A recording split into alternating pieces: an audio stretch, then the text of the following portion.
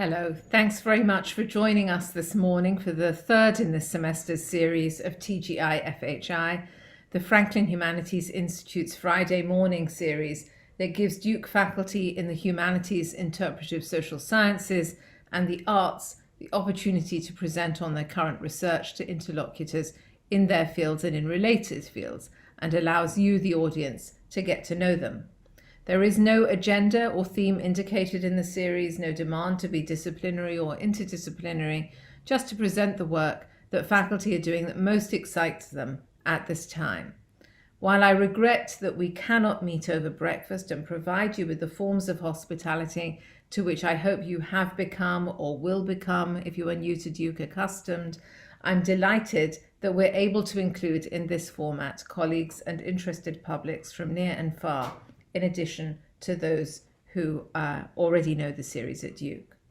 On the website of the Franklin Humanities Institute, you can find recordings of past TGI FHIs and also an interview with Calvin in which he describes his work. So this morning, I'm very pleased to introduce Calvin Cheung-Miaw, who has recently joined us as at Duke as Assistant Research Professor in History. He is a historian of race who works at the intersection of intellectual history and social movement history. His current book project, Asian Americans and the Color Line, uses the history of Asian American studies to explore the rise and fall of the Third Worldism within the United States. And he's also at work on a project on radical Asian American activism. A piece of that project on transnational political murders has been published as an article in Pacific Historical Review. That article, he tells us, examines the aftermaths of 4 murders, anti-Ferdinand Marcos activists and Kuomintang critics. These murders all occurred during the Ronald Reagan presidential administration and relied upon the transnational reach of foreign governments into the United States. He addresses how activists responded to these murders, focusing on the Committee for Justice for Domingo and Viernes, the Committee on Political Freedom, which was formed by Chen's colleagues at Carnegie Mellon University, and the Committee to Obtain Justice for Henry Liu. In contrast to those radicals who saw oppression as flowing outward from the United States toward the Third World, he shows how these critics saw the murders as symbolizing the growing convergence between domestic and foreign repression. He tells us how these were, quote, the first and only instance when US federal courts have found foreign heads of state liable for murder on US soil.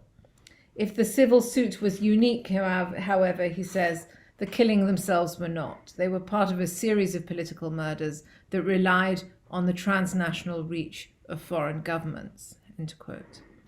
In another article, Before the Truckee Method, Race, Space and Capital in Truckee's Chinese Community, 1870 to 1880, co-written with Roland Su, he writes how, quote, Truckee, California is known to historians as the site of a late 19th century campaign to expel Chinese from the town by boycotting their employers.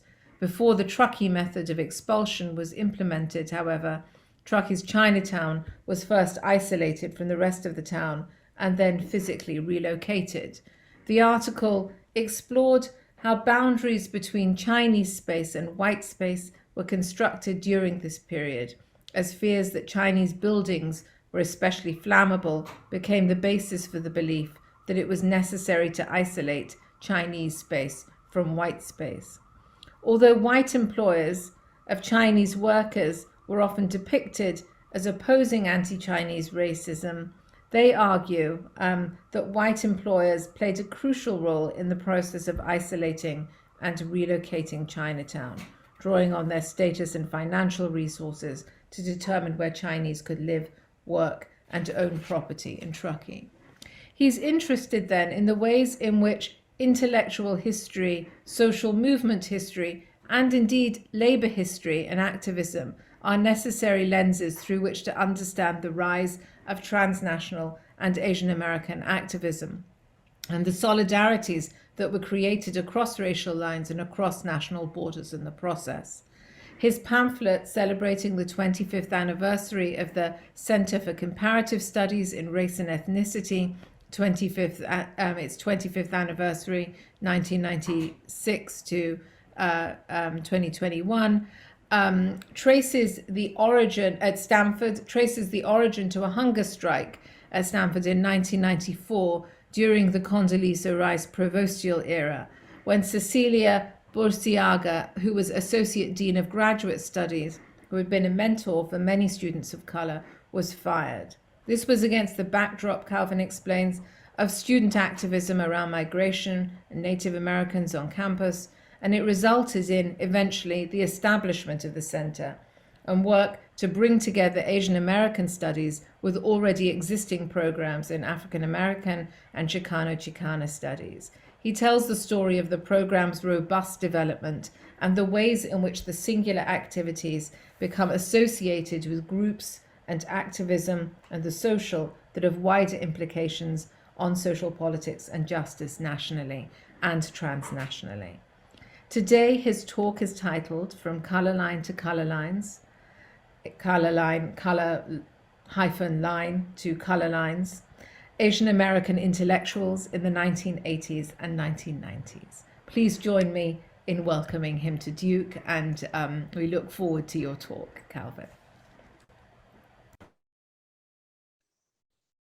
Well, thank you so much, Professor Khanna, for that really generous and thoughtful and in-depth introduction. And thank you to the Franklin Humanities Institute for giving me the chance to talk with everyone today. Thank you, everyone, for being here as well. I'll be talking today about my book project, and let me just share my screen.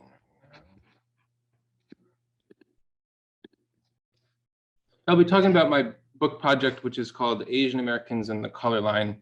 It's a project that provides the first intellectual history of Asian American studies and attempts to explain how we've come to think about race, not in terms of a simple binary between white and non-white, but in terms of multiple and often conflicting color lines. And today, most of my presentation is going to focus on just one piece of research about controversies over educational access in the 1980s and 1990s. These were controversies that were crucial in reshaping ideas about where Asian Americans fit in multiracial politics.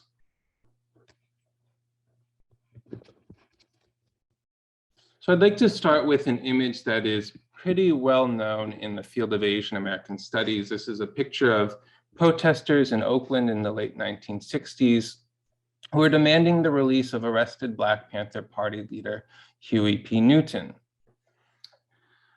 One of the signs here you'll see is the slogan, "Yellow Peril supports Black power."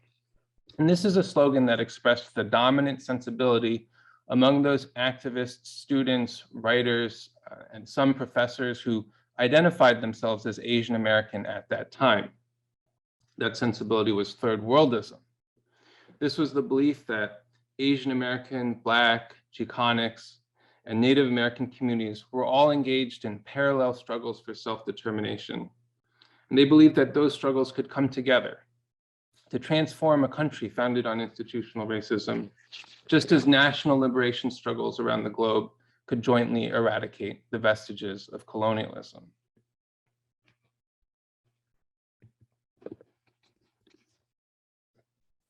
And now here's a recent headline from NBC News' Asian America section.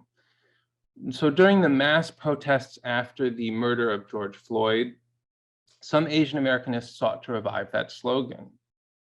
But there were others who found a problem with it. And part of that was because today, not all Asian Americans identify with the idea or category of yellow. But the one that I want to focus on today is what you'll see in the subheadline here, which is that some say it falsely equates the struggles of the two communities. And the article quotes a community activist, Connie Won, who has a PhD in education from University of California at Berkeley, saying that these struggles are not analogous. One says, quote, "Our privileges as Asian Americans are made possible by anti-Blackness," end quote. And this is an important shift in how progressive and radical Asian Americans think about race, and I want to be pretty precise about what I think has changed. So even in the late 1960s, Asian American activists talked about anti-Black racism, and they discussed how their communities were positioned relative to other third world communities. So in an article published in the activist newspaper Gidra, Amy Uematsu, who is a UCLA undergraduate, wrote, quote, "But the fact is that the white power structure allowed Asian Americans to succeed through their own efforts, while the same institutions persist in denying these opportunities to Black Americans." Uematsu continued, "The yellow power movement is fighting a well-developed racism in Asian Americans who project their own frustrated attempts to gain white acceptance onto Black people.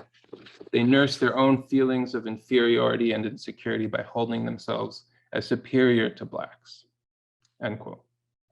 For Uematsu, however, Asian Americans' internalized racism and their relatively better social positioning compared to Black Americans was counterbalanced by a shared status as third world peoples oppressed by US capitalism in ways similar but not strictly analogous to the colonized world.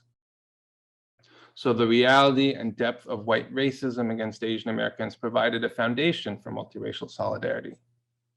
Exploitation, exclusion, and violence were all indelible facets of the Asian American experience, leading Uematsu to conclude that, quote, "The Blacks and Yellows have suffered similar consequences as third world people at the hands of the American capitalist power," end quote. It was this emphasis on a shared condition among third world peoples that had faded by 2020.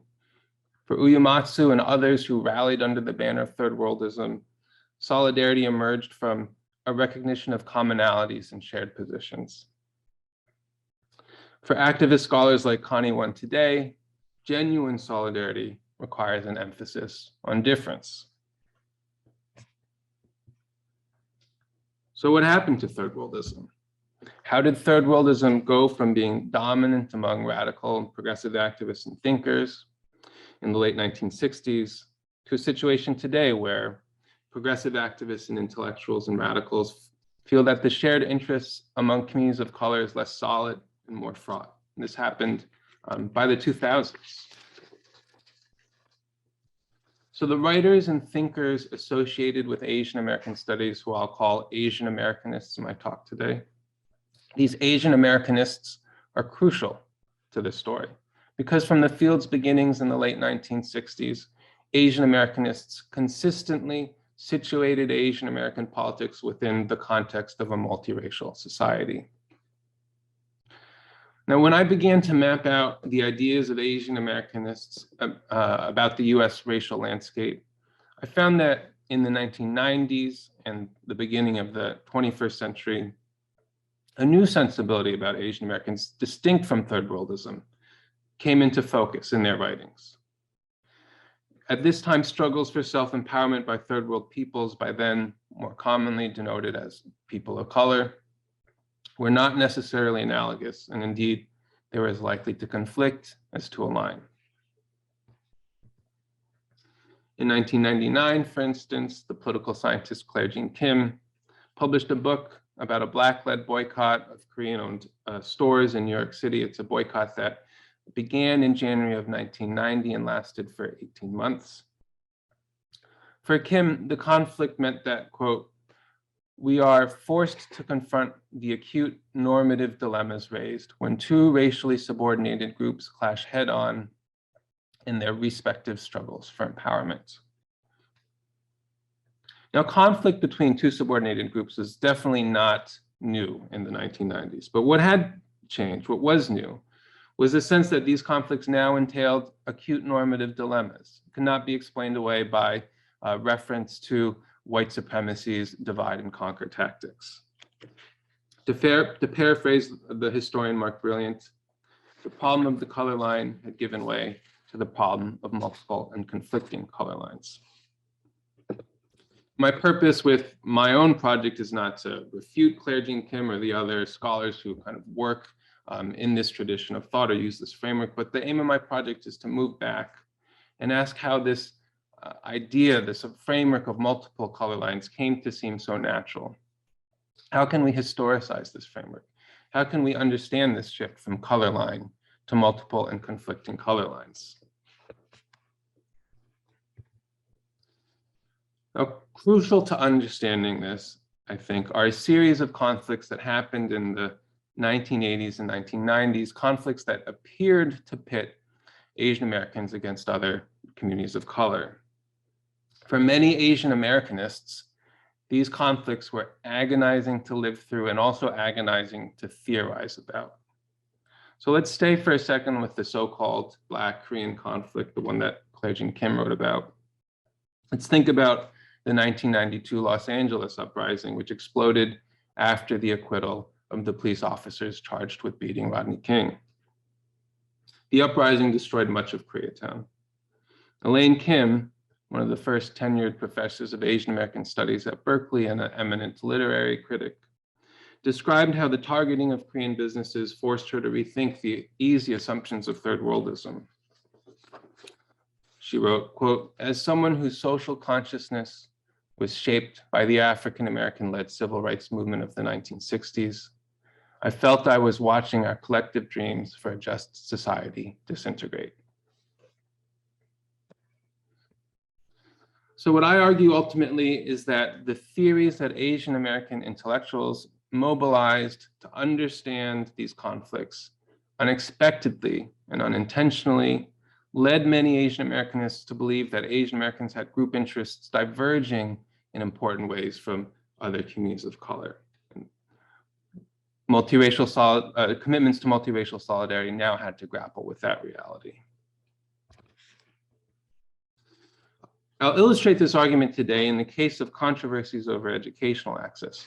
Those controversies pose new questions about the place of Asian Americans in multiracial politics. I'm going to look at two key moments that transformed the debate about Asian Americans' relationship to education. The first was a campaign against changes to admissions criteria at the University of California at Berkeley in the 1980s. The second is a 1994 lawsuit filed by Chinese American parents against the desegregation policy of San Francisco Unified School District and the district's race-conscious student assignments. And though these events took place in the San Francisco Bay Area, they had a national impact on the field of Asian American studies. Before we get into that, though, let me just give you some of the backstory about Asian American studies. So as we discussed, the students that demanded and built Asian American studies programs did so under the banner of Third Worldism. So when Berkeley graduate student Ling-Chi Wang declared in 1968 that Chinatown was a ghetto, he was drawing an analogy between the structural racism that Chinese Americans faced and the racism that oppressed African Americans.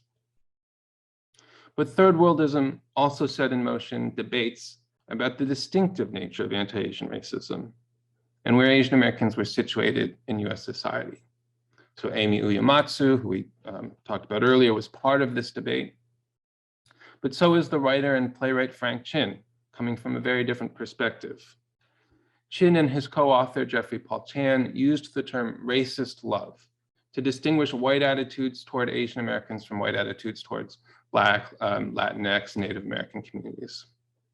Racist love, they believed, projected the image of an emasculated, docile Asian American subject onto Asian Americans, and Chin and Chan believed that image was subsequently internalized by Asian Americans themselves.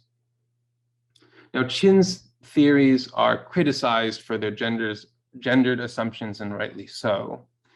But the concept of racist love was part of a larger discourse, attempting to explain what Asian Americanists believed was a pattern of political quiescence. Against the promoters of model minority theory, Chin and other Asian Americanists insisted that this perceived political quiescence was not because Asian Americans had overcome racism, but because they had been most successfully victimized by it. So their path forward lay in confronting racism alongside other third world peoples. This idea of a unique anti-Asian racism that came out of and reinforced commitments to multiracial solidarity when it first emerged. And the idea of a unique anti-Asian racism became central to the field of Asian American studies. Asian Americanists ultimately came to imagine Asian American identity and politics in terms of the special racialization of Asian Americans as strangers. Because all Asian Americans were racialized in similar ways and suffered from anti-Asian racism, the thinking went, there was a basis for Asian American unity across lines of class and across lines of ethnicity.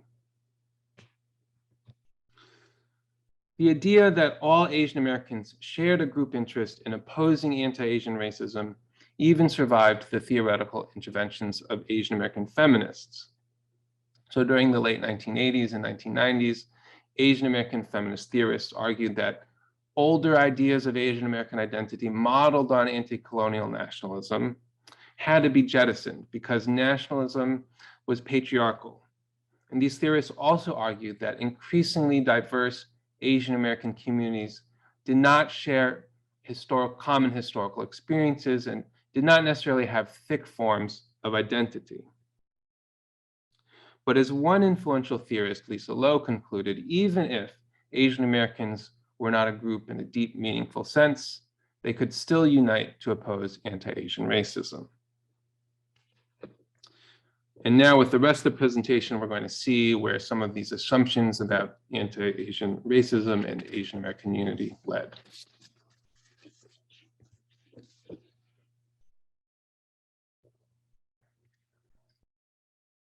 Now in this section, I'm going to present an overview of the controversy over Asian American admissions at Berkeley, focusing on one major change to the admissions criteria in 1984. And I'm going to spend time looking at how Asian Americanists sought to frame the controversy over Asian American college admissions. So at the University of California at Berkeley in the early 1980s, administrators were scrambling to keep up with a rapidly growing number of applicants. From 1974 to 1984, applications to Berkeley grew from 4,706 to 12,381. And the number of Asian American students increased dramatically as well. By 1980, they were 20% of the Berkeley student body. This was all part of a broader national trend in the wake of the 1965 immigration reform, which dramatically increased the size of Asian American communities in the US and also reshaped its class and educational profile. So between 1976 and 1982, the number of Asian American college students nationally increased by 62%. Now, the conventional understanding among administrators of anti-discrimination programs was that broad patterns of racial discrimination in the community would be reflected in the statistical underrepresentation of members of that community in an institution. This is the idea of parity.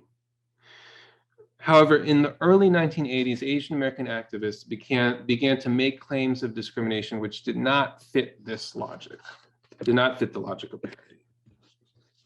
In 1983, Asian American students surveyed higher education institutions and found that although the proportion of Asian American students at universities was increasing, they were being admitted at rates lower than those of all other racial and ethnic groups, including whites.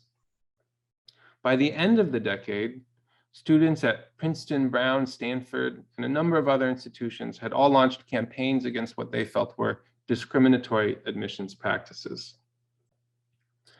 At Berkeley, the admissions controversy was ignited by a set of changes to admissions criteria that occurred between 1983 and 1985.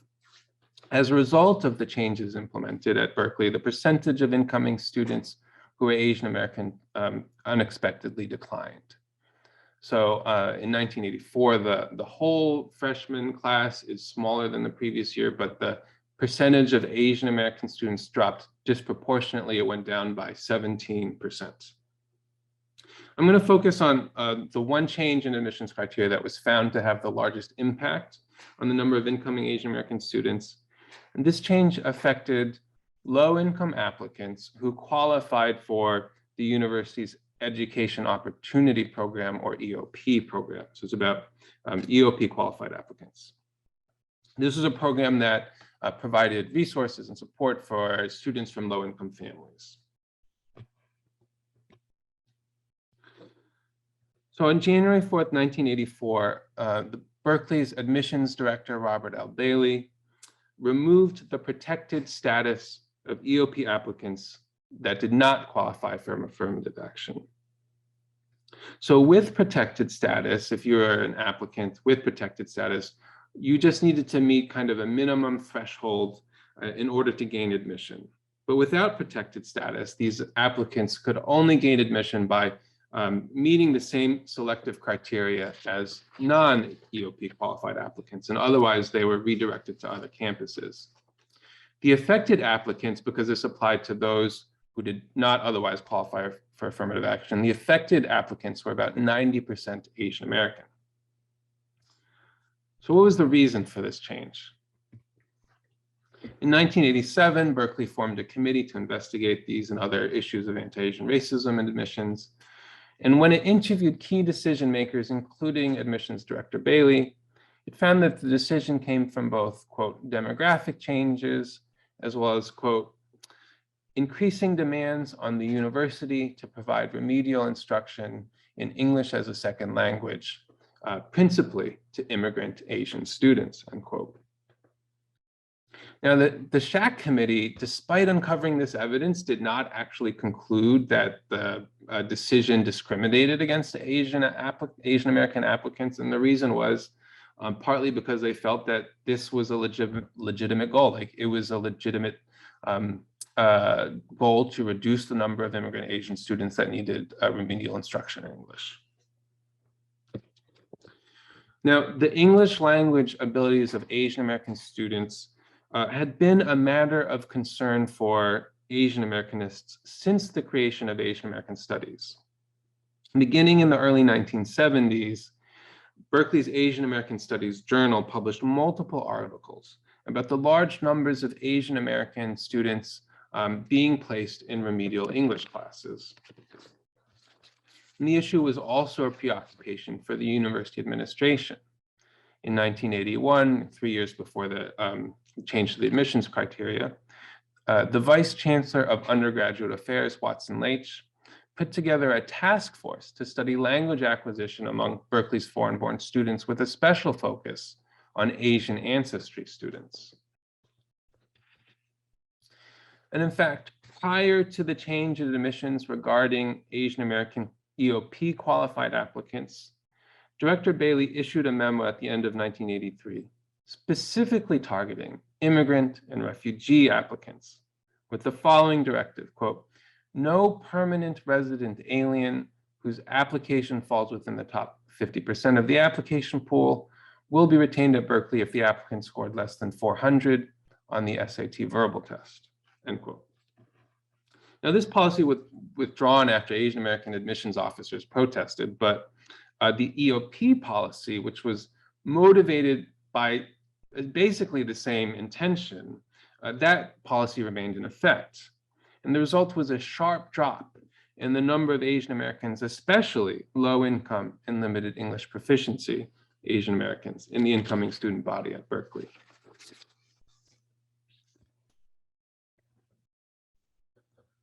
So I now want to discuss Asian Americanists' analysis of the national debate over Asian American college admissions, focusing on Ling-Chi Wang, who we met earlier when he was a grad student, Third World strike at Berkeley. Ling-Chi Wang and Su-Cheng Chan.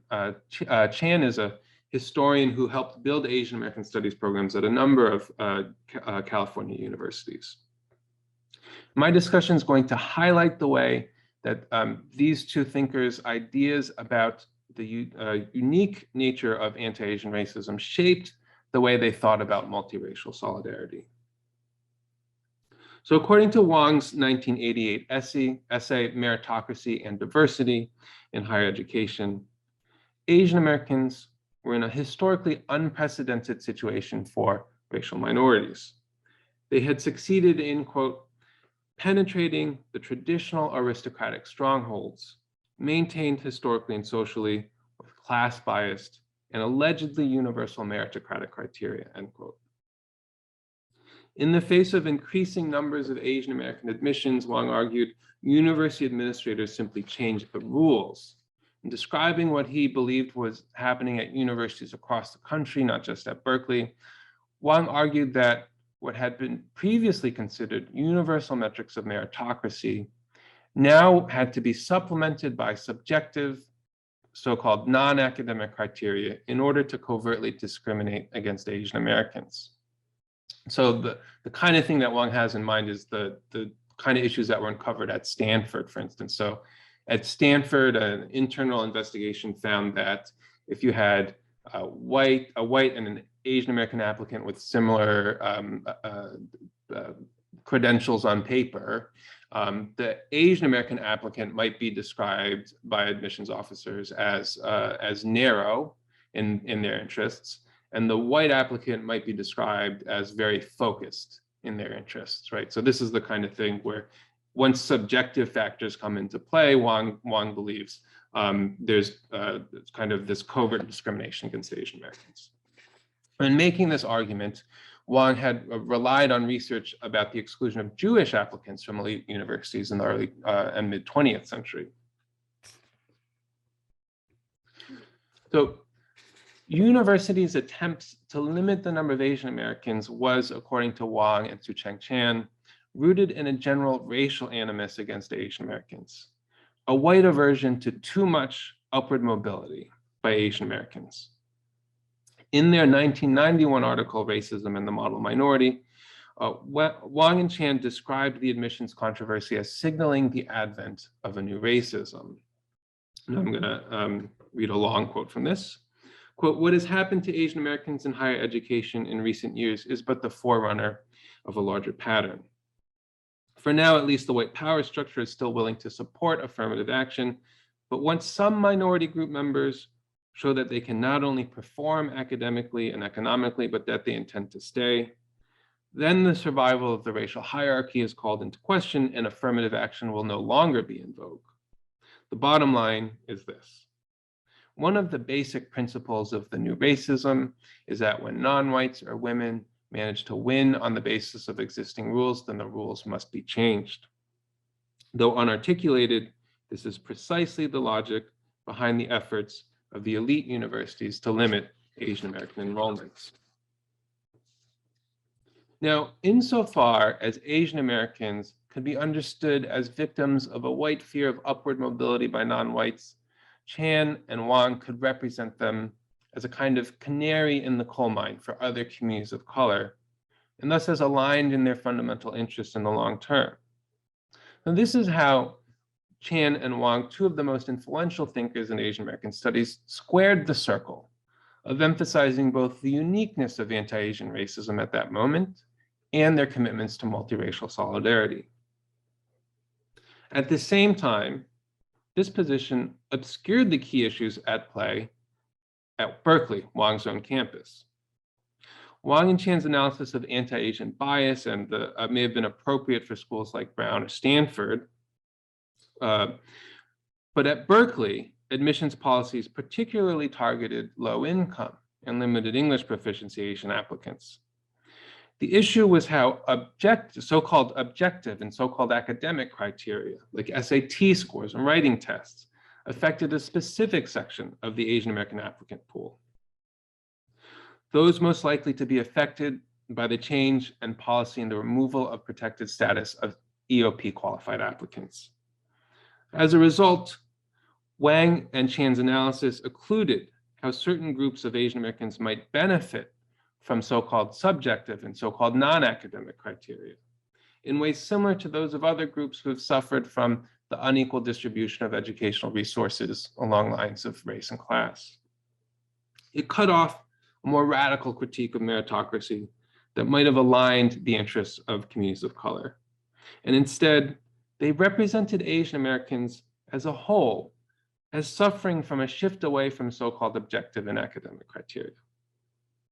And this idea, the idea that so-called objective and academic criteria benefited Asian Americans was an idea that would outlast and outlive the college admission controversies of the 1980s.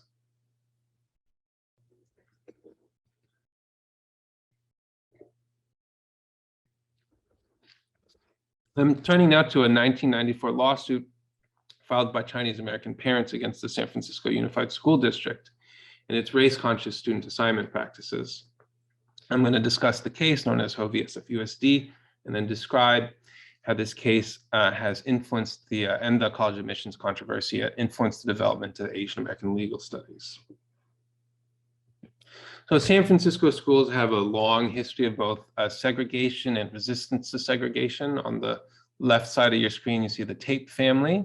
And the Tate v. Hurley case in 1885 is what established the right of Chinese students to attend public schools in San Francisco. On the right side is a protest against school segregation from 1963. In 1970, the NAACP filed a lawsuit against San Francisco Unified School District for maintaining a segregated district.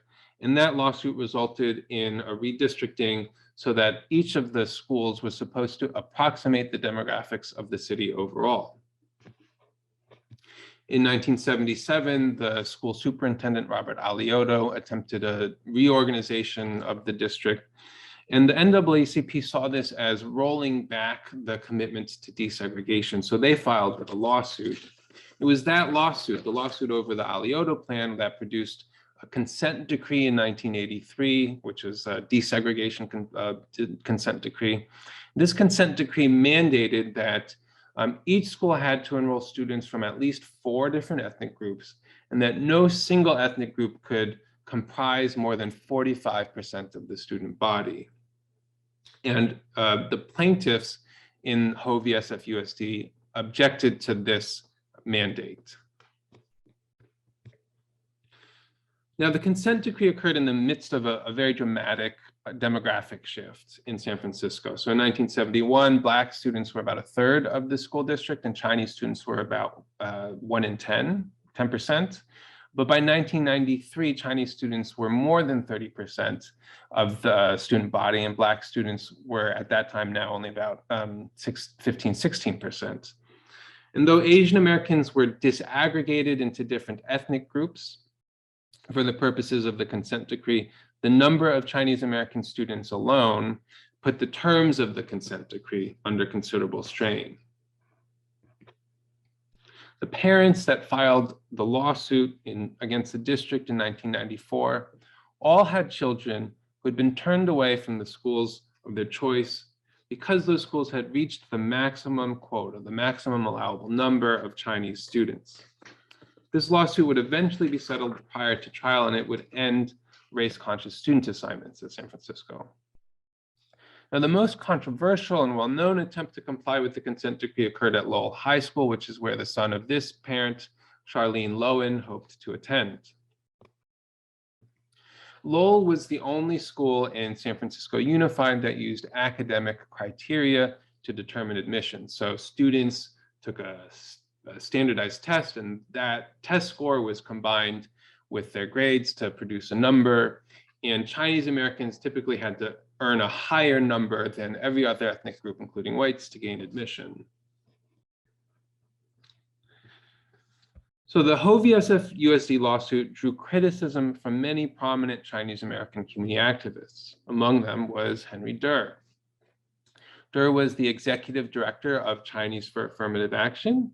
He grew up on the east side of Stockton, California, in a predominantly Black and Mexican community, a community that had its own controversy over integration in the 1960s.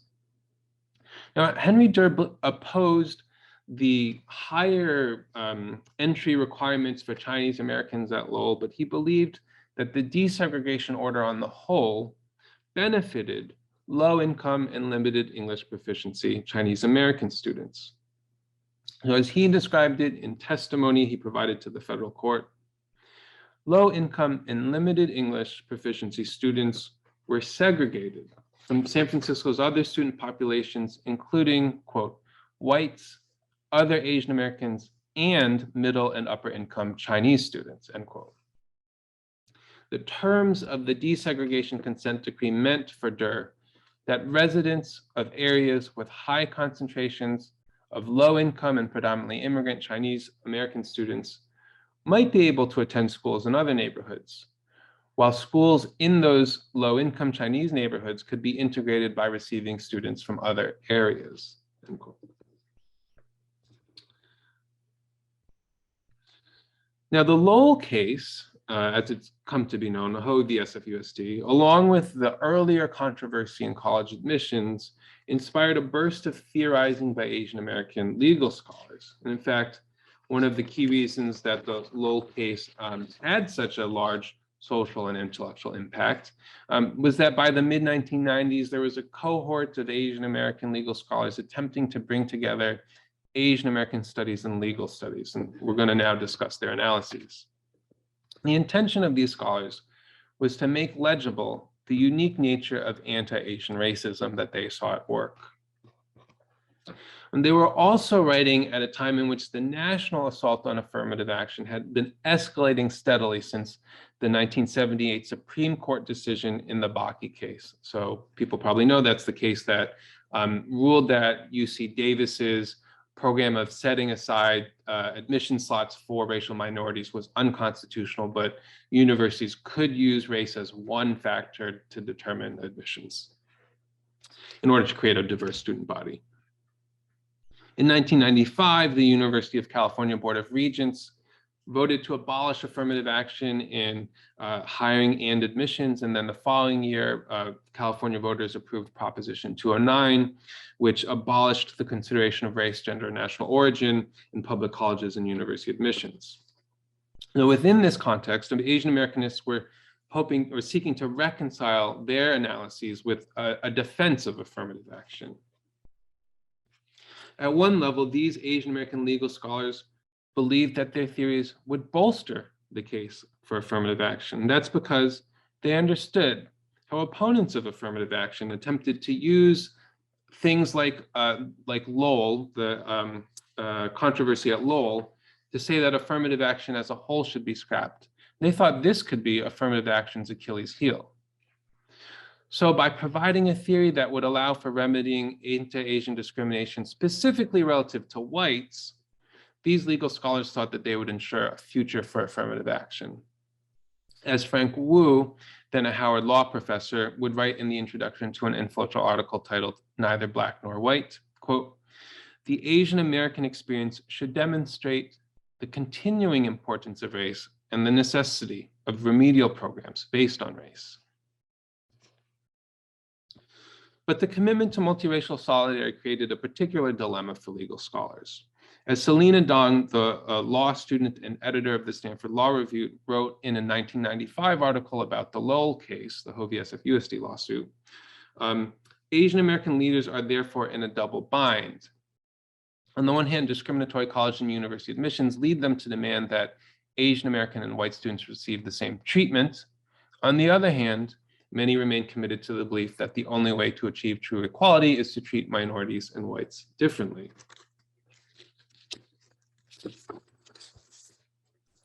Asian American legal scholars resolved the double bind by stressing how policies that disadvantaged Asian Americans relative to whites constituted acts of symbolic racism that drew on the unique racialization of Asian Americans. So Selena Dong, in this article, argued that limiting the number of Chinese at a school reinforced the sentiment that San Francisco schools had, quote, too many Asians, unquote, and that this sentiment drew on the larger tradition of yellow peril rhetoric in order to stigmatize Asian Americans as a whole. Jerry Kang, a professor of law at UCLA, made a similar argument in an influential 1996 article. An individual, Kang argued, has the right not to suffer disadvantage from a governmental practice that conveys an objective meaning of social stigma. And as an example, Kang used a hypothetical educational institution that admitted students so as to have a student body that had approximately the same racial demographics as the United States. In other words, an institution that fit the ideal of parity. Now, such a program, Kang argued, would lead to attempts to limit the number of Asian Americans at educational institutions, and, like Dong, he argued that the historical and social context of the United States meant that such a policy of limiting Asian Americans had the objective meaning of stigmatizing Asian Americans. Now, the focus on the symbolic dimensions of social policy was productive for these legal scholars. It allowed them to argue that all Asian Americans were stigmatized and harmed by the kinds of policies practiced by San Francisco Unified School District. It also allowed them to argue for a distinction between affirmative action's impact on whites and the impact of policies that disadvantage Asian Americans relative to whites, resolved their double bind. But by making stigmatization the paradigmatic example of anti-Asian racism, these scholars overlooked how the desegregation consent decree, for instance, benefited actual Asian Americans, the low-income and limited English proficiency students that concerned Henry Durr, those students who were concentrated in under-resourced areas of San Francisco and suffered from a particular form of segregation due to the intersection of race and class. And they missed the specific alignments of interest between certain parts of the Asian American community and Black and Latinx students, because those interests do not fit into the idea of a response to a more generic anti-Asian racism.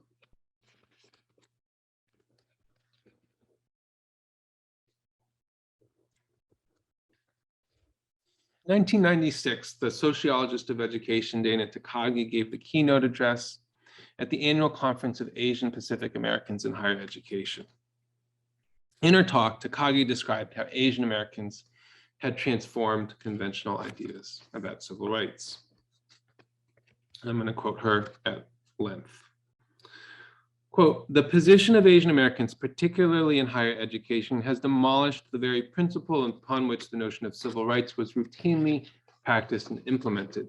I'm referring here to the notion of parity, where an institution, the university, ought to be reflective of the population it serves or represents. The disintegration of parity has brought us a related sadness, the deterioration of political alignments between Asian Americans and other racial minorities." Takagi continued, quote, "A third way that Asian Americans have facilitated the transformation of civil rights has been through our relative silence on the question of standards of knowledge and notions of excellence in higher education. At the University of California, the assault on racial preferences has been accompanied by a reinforcement of the notion of standards and academic excellence measured by grades and test scores. The use of this so-called objective criteria is a preference, plain and simple, for class-based and race-based privileges in the type of knowledge that is learned. This is a difficult issue, perhaps, because Asian Americans stand to gain greater representation at the university, in part through admission under strict academic criteria. But shouldn't we also challenge this form of standard as discriminatory, even if we stand to benefit from it?" End quote. So Takagi's remarks crystallized the reshaping of discourse about Asian Americans in education that I've reconstructed. The alignment between Asian Americans and so-called objective and academic criteria, the delinking between ideas of proportionate representation or parity and discrimination and racism. All of this produced the idea that the notion of shared interests among people of color was less solid than previously assumed. I've also shown, however, that these conclusions actually naturalized a set of contingent analytical assumptions and choices that Asian Americans made, choices that highlighted certain understandings of racial disadvantage at the expense of other understandings. My point is not that the theories that Asian Americanists developed to respond to these controversies were somehow wrong, whatever that would mean. It's that the assumptions baked into those theories, which were originally intended to align with the politics of multiracial solidarity, led ultimately to conclusions that were unintended and unexpected. And these assumptions, of course, were not produced out of thin air. They had a history within the field of Asian American studies, as we saw earlier with our discussion of Frank Chin and Jeffrey Paul Chan, their idea of racist love. But the idea of a unique anti-Asian racism that affected all Asian Americans was also appealing to those who grappled with the controversies over education because it seemed so obvious to them that Asian Americans were being treated in ways distinct from other people of color. At the same time, however, a commitment to this idea prevented Asian Americanists from undertaking the kind of fine-grained analysis of political interest attentive to class and other divisions among Asian Americans, because their basic framework was that Asian Americans shared an interest in opposing anti-Asian racism. And this meant that other possibilities for conceptualizing multiracial politics went unrealized, as the idea of conflicting color lines of the kind articulated by Takagi increasingly took hold.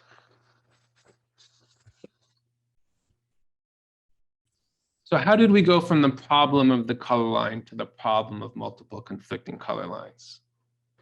I've offered you one answer, which is my answer in this talk. But just as important as the answer, I believe, is the question, and the belief that new perspectives are opened up when we historicize the conceptual frameworks that now seem as natural as the air we breathe. By contextualizing the debates among Asian Americanists and restoring a sense of contingency to them, my hope is that it frees us to imagine the meaning of racial justice in a multiracial society in new and more liberatory ways. Thank you.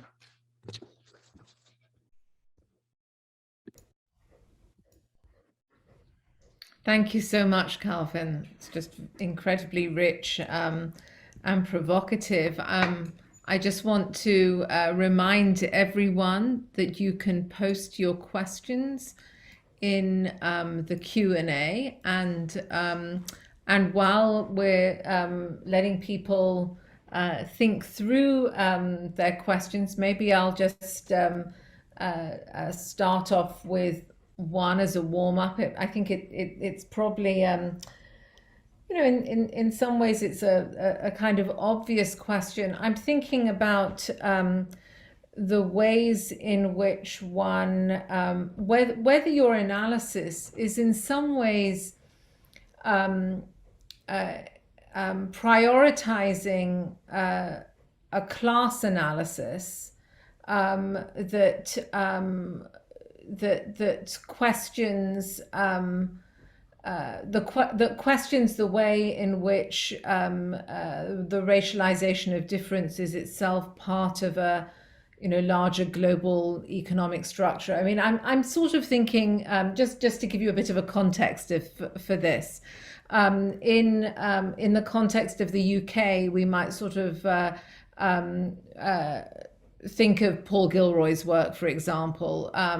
There Ain't No Black in the Union Jack, the way in which black was a term that was so much broader at a certain point, and that there was a moment of solidarity among Jews, the Irish, Afro-Caribbeans, South Asians, perhaps somewhat romanticized in memory, but still part of this sort of sense of solidarity that was anti-colonial in its origin, tricontinental, etc. And in some ways, the story, there seems like there are various turning points, right? Obviously, there's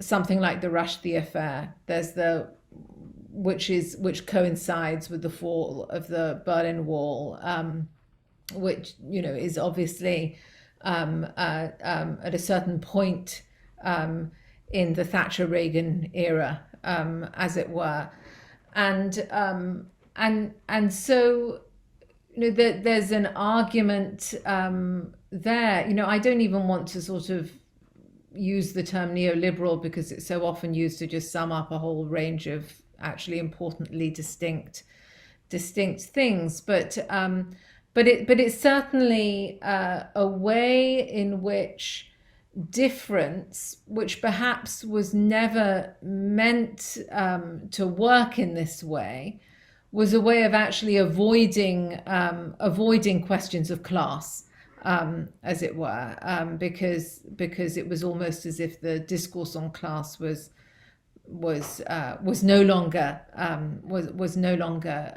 relevant, and so the kind of distinctions among different racial and different religious groups in the UK actually was sort of the end of solidarities in so many ways. That was part of a larger global structure. So I suppose you've used that term, the term class. Of course, you've talked about the EOP program at Berkeley, and I'm just sort of wondering if you could maybe draw out the way in which tricontinentalism, third worldism, in a sense, gets stuck at that moment, partly because of a kind of class politics that also underscored things like tricontinentalism and third worldism. Yeah, that's a really fantastic question. I think the level that I operate with, and the level that I'm operating with kind of in this project in general, is to avoid trying to zoom out too much from the individual cases. I mean, in this particular case, not being attentive to class had really, I think, important consequences for how later ideas about alignments of interest played out. No question.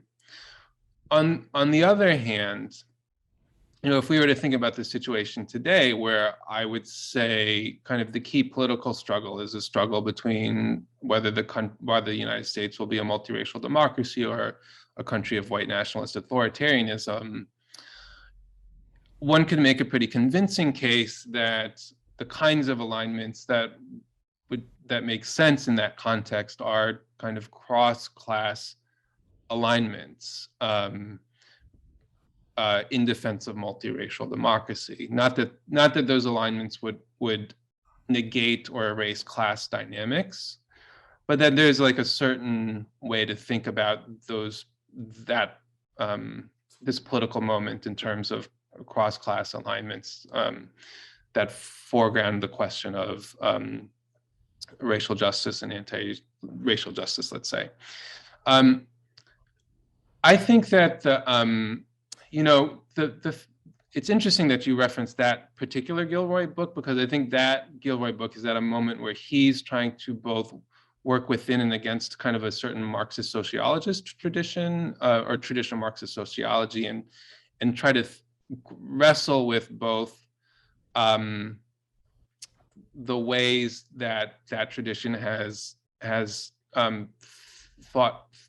sought to relate class and race. And it's a book that it's particularly in the first chapter of the book, I think it's been like, I don't know, 20 years since I've read it, but in the first chapter of the book particularly, it's you can almost feel like he's struggling with the body of scholarship. And that is kind of the same feeling that I have also doing this, where I am just trying to wrestle with what these thinkers have done and what the implications are.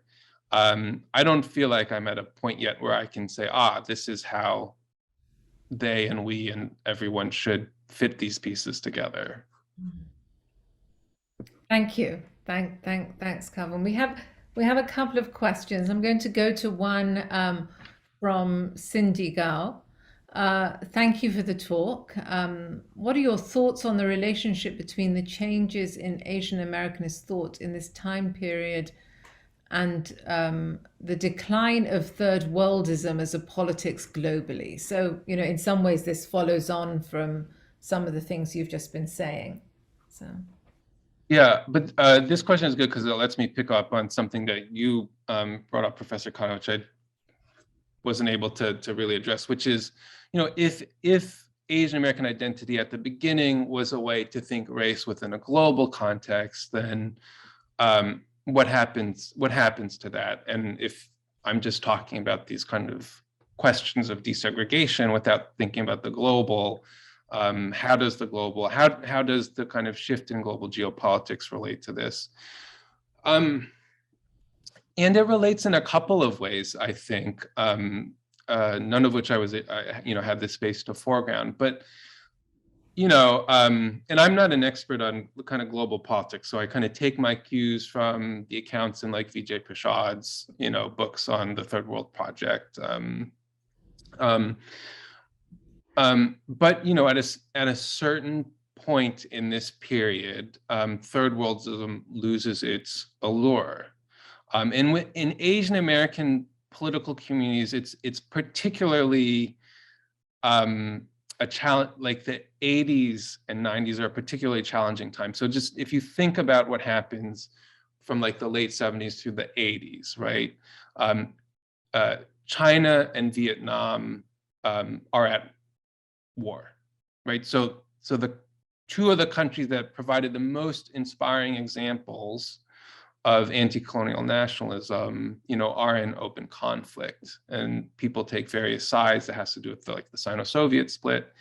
1979, the Communist Party of China declares that the Cultural Revolution was a catastrophe, right, for socialism. The Khmer Rouge in Cambodia, that tragedy occurs, and it's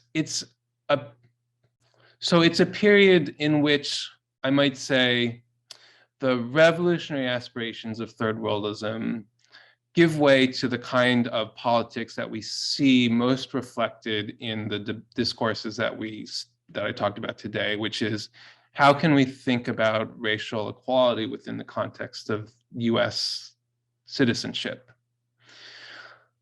It's in that context that a lot of these conflicts, I think,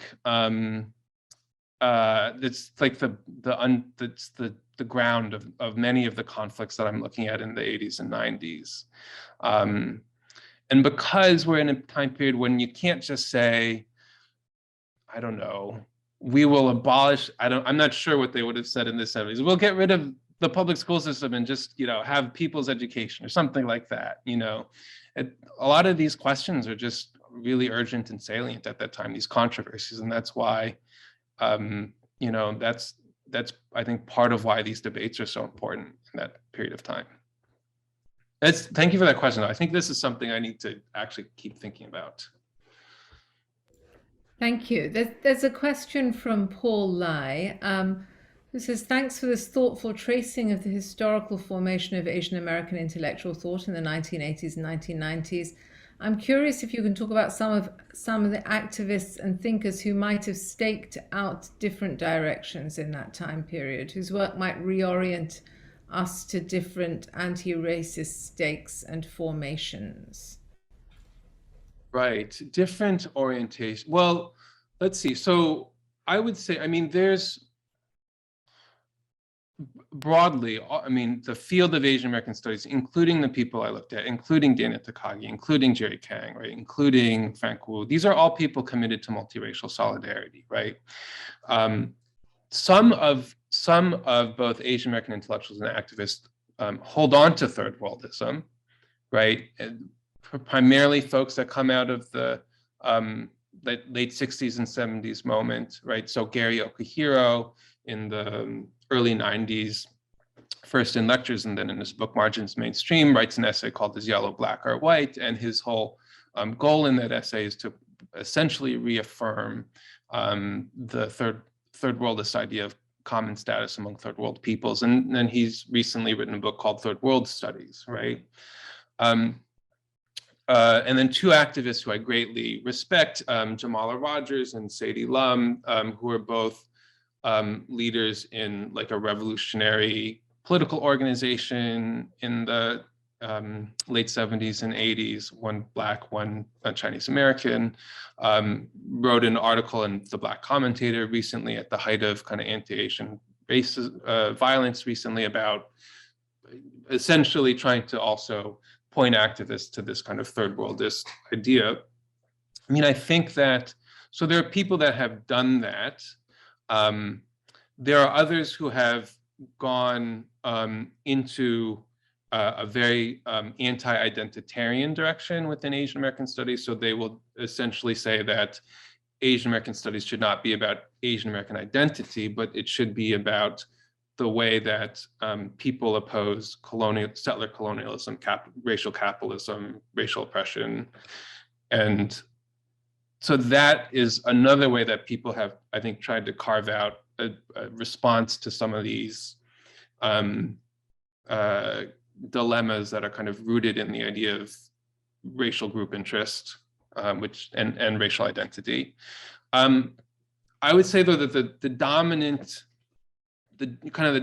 way of thinking about multiracial solidarity today is that we're different, and that's this, like, recognizing difference is the starting point, right? And that's kind of why I was interested in doing this project. I don't know if that answers the question. Hopefully it's helpful. I think so. We'll go to a question from Charlie Zong. How did notions of democracy versus authoritarianism influence Asian American efforts to align themselves with the US national project of multiracial democracy, as much of the third world became classified by the West as authoritarian? Yeah. I mean, I don't know who you mean. I don't know if you're talking about intellectuals or activists, right? So, I mean, the Asian American movement was like the most Marxist-y of the, let's say identity-based movements that came out of the late 60s. And so a lot of the activists that came out of the Asian American movement kind of had complicated ideas about this question, because they more or less supported the socialist project through 1990. I think within the academy, it's a kind of it's just there's a range, I think, of ideas around this, and the academy was less, I would say, Marxist-y than the kind of activist political culture, in part because racial formation theory, came to displace Marxism in the mid-1980s as kind of the dominant way of thinking about Asian American studies. That's a good question, Charlie. I will have to think about that more. This is just kind of off the top of my head. I'll just have to think about your question more. That's just kind of my gut response right now. Thanks, Calvin. There's another question here, which I think, in some ways might actually help you continue thinking about your response to this one. Could you comment on how the US pivot to Asia and the new Cold War between the US and China affect the Asian American aspiration for inclusion? Yeah. That's really interesting. In the Introduction to Asian American History class that I'm teaching this semester, we're going to be studying the Cold War and its effect on Asian Americans at that time. And so things happen at that time during like the 1950s, things happen where Chinese American will try to buy a house in a neighborhood where there's racial exclusion.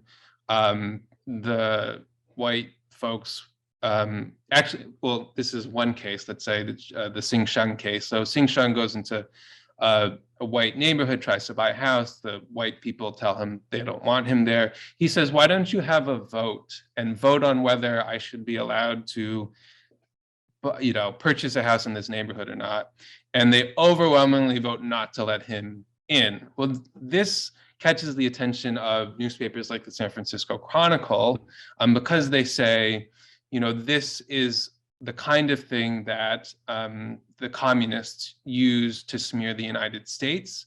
It's not a reflection of who we are as a country, and we ought to be better. And so other like white communities reach out, and I think end up like this guy ends up being, finding a place to live. And so, the question that I'm posed to the students in this class is, should Asian Americans be patriots or subversives? right? And so it's kind of, obviously it's a loaded question. It's meant more for pedagogical value than because it has a correct answer. But, it's a question that I think it's a question that folks were going to have to make their own decisions about. I think in the context of today, you will definitely have a bunch of folks, I presume, if things escalate, I think there's going to be just your kind of the expected range of responses to it. There'll be people who say, this new Cold War is a war between authoritarianism and democracy. This kind of goes back to Charlie's question. We're on the side of democracy, 150%. There might be some racism collateral damage because of it, but like we're clear about the side that we're on, and we're like 150% on board with this new Cold War. And then you'll have folks who will say, they'll say like basically US geopolitics in Asia and US geopolitical ambitions in Asia are bad for Asian Americans. And therefore we push back against those ambitions. I think people, and then folks are going to just kind of have to figure out how they want to navigate between those poles. I think that's going to be kind of the dilemma. Now, for me, this is kind of an interesting thing because so when Joe Biden was running for president, he ran an ad called Unprepared, which bashed Donald Trump for his management of the COVID crisis. And part of his attack on Trump was that he passed a travel ban on China, but then 10,000 people still came in from the U.S. into the U.S. from China after that ban, and he complimented Xi Jinping. And so actually me and some other activists put together a petition to the Biden campaign, and a lot of Asian American studies professors signed on. Criticizing that ad, and also stating that a new Cold War with the U.S. and China would be bad for the Democratic Party, it'd be bad for the United States, and generally kind of we issued a critique of that turn in U.S. policy. And it was interesting because when we met with the campaign, the person on the campaign that was specific for the Asian American community, that person I think was really receptive to the idea that this ad may have had unintentional racial stereotyping, or that they were concerned about perhaps that it might be or appear racist against Asian Americans, and the xenophobia, the idea that like people from China coming to the US is bad. But they were pretty, I think if my memory is correct, it could be wrong, but they seemed pretty unwilling to engage on this idea that being tough on China should be something that that Biden should back down on. Thank you. Thanks, Calvin. There's a question from Leo Showalter, who asks, who says, historically oppressed or lower class groups have identified pathways to raise their status in the society that they're in. I think that Asian Americans, he says, like the Jewish community before, identified excelling in math, science, and engineering as one of the best ways to advance their status in the society. However, the leadership or highest class in American society is dominated more by relationships that are developed in the prestigious liberal arts education from which the Asian American community tends to be discriminated, within which perhaps the Asian community tends to be discriminated against. This points out the problems with establishing quotas. How should elite schools address this issue? That is a great question. This is actually my uncle who's asking this question. Thanks for the question, Leo. I mean, first, I think like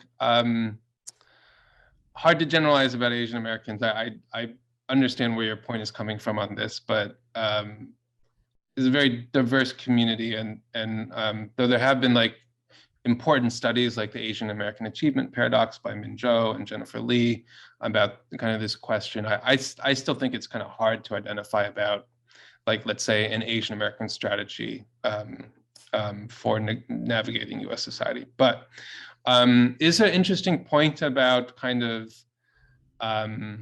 how kind of the social formation of the ruling class in the US. It's something that I should say, I'm ashamed to say I don't know much about it, kind of the relationship between kind of the social formation in prestigious elite universities and the kind of ruling class formation in the US. So I'm not sure I have like a good answer to this question. I mean, I would say just in general, you know, what I hope when we think about Asian American politics, right? And it's not just about who has access to elite spaces. That's part of it. I mean, that's what Ling Chi Wang cared about and Su Cheng Chan cared about, and all like Jerry Kang and these people cared about that. And if there's racial discrimination there, then we should oppose it. But it's also, I mean, when we think about Asian American politics, it's also the question of, you know, how do we address, you know, the folks who are never going to have access to those spaces, like who probably just need to have access to a decent education in their public school systems, or whether that's kind of at the higher education, or like the K through 12 level, right? And is there a way to think about that question, which will then avoid kind of the typical thinking around typical ways that kind of thinking about access to elite spaces then tends to play into racial polarization among communities of color. So I guess I don't have a good question about like what elite schools should do other than redistribute their wealth, but you know, yeah, I guess my main concern is like kind of how do we broaden the ideas about what we think about racial justice and Asian American politics. But I think that's an interesting kind of question about ruling class formation and education that I want to think about more. Yes, yeah, it seems like an important question. So thanks for that. To be continued, certainly. There's a question from Anna Storti, another new colleague who we're going to be hearing from in this format soon. Hi, Calvin. Thank you for this fantastic talk.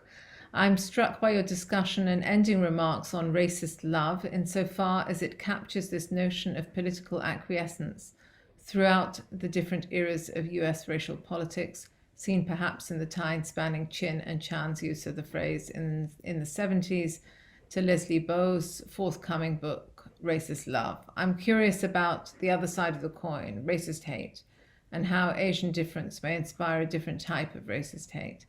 Could you share more about that dichotomy between racist hate and racist love as it manifested on the ground for the activists and intellectuals you're writing about? Yeah, this is a characteristically brilliant question from my colleague. And it's not something I've thought about, so I'll just have to kind of think on the fly here. So this is an important question because, I mean, part of the reason there's such an attachment to this idea of uniting around opposing anti-Asian racism, particularly in the 80s and the 90s, is because it's a a key time of anti-Asian violence.